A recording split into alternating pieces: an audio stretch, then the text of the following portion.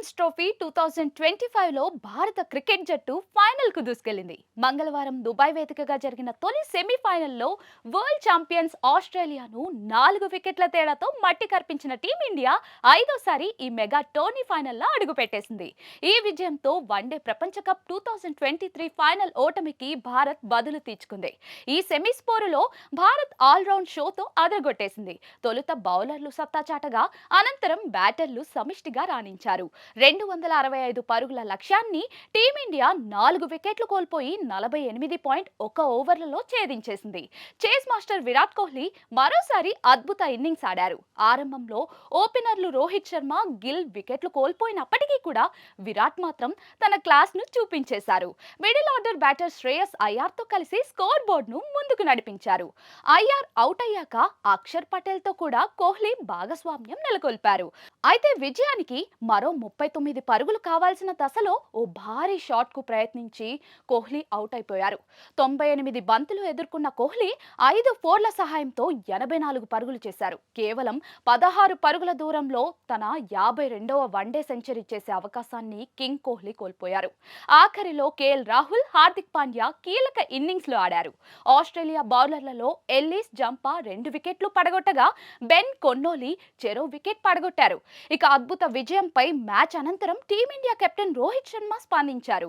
ఈ mega tourney final కు చేరడం చాలా సంతోషంగా ఉందని చెప్పుకొచ్చారు. ఆటలో ఆఖరి బంతి పడే వరకు కూడా ఏమీ చెప్పలేం. ఆస్ట్రేలియా ఇన్నింగ్స్ ముగిసాక ఇది మరీ చిన్న స్కోర్ ఏమీ కాదని, విజయం కోసం మేం చాలా బ్యాటింగ్ చేయాల్సి ఉంటుందని అర్థమైంది.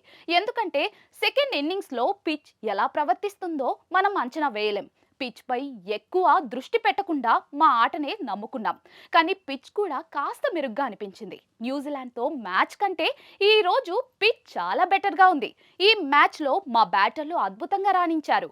మేము 48 ఓవర్ వరకు గేమ్ ను తీసుకురావచ్చు, కానీ మా చేజింగ్ లో ప్రశాంతంగా ఎటువంటి ఒత్తిడి లేకుండా టార్గెట్ ను ఫినిష్ చేశాము.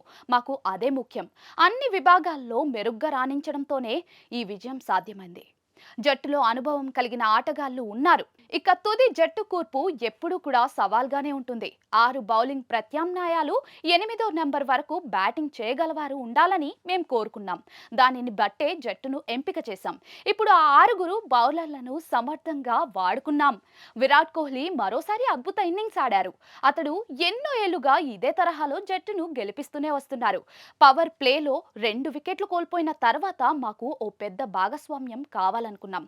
శ్రేయస్ అయ్యార్, కోహ్లీ మాకు ఆ భాగస్వామ్యం అందించారు.